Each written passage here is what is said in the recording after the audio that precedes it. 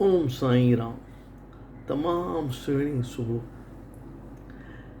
हिकिड़ी जोए पंहिंजे घोट खे कंप्लेंट थी करे कि अॼुकल्ह न तव्हांजो ध्यानु में बिल्कुलु कोन्हे। चई छा थियो पियो? चई ऑफिस मां थकिजी था अचो, ॻाल्हायो कोन था, टेंशन में था वियो। हाँ, थोरो छा प्रॉब्लम हो? त चई न अहिड़ी काई ॻाल्हि कोन्हे, ऑफिस में थोरो टेंशन आहे, कम जो टेंशन आहे।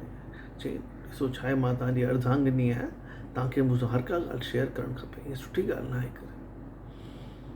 मुंहिंजी ॻाल्हि ॿुधो, मुंहिंजी ॻाल्हि मञो। चई चङो अची वेह, हाणे वेह साम्हूं में मां ॿुधायां थो। वेहसि थी, चएसि थी ॾिस, चएसि थो ॾिस हाणे मुंहिंजो सभु प्रॉब्लम ॿुध ऐं पोइ मूंखे सोल्यूशन ॿुधाइजांइ। चई पक पक चओ। चई ॾिस, मार्केट में धंधो बिल्कुलु कोन्हे, जेको माल उधार ते ॾिनो आहे उनजी पेमेंट अचे कोन थी। हिन महीने में इनकम टैक्स जो रिटर्न फाइल करिणो आहे, मूंखे पैसा अचनि न अचनि, गवर्नमेंट खे GST मूंखे पक ॾियणी आहे। हफ़्ते खां मुंहिंजो अकाउंटेंट अचे कोन थो, सॼो कमु मूंखे थो करिणो पए। हाणे इहे सभु मूंखे टेंशन अथई, हाणे मूंखे ॿुधाए हिन सोल्यूशन छा आहे करे। जो 5 मिंट सोचे थी, चए थी 2 मिंट।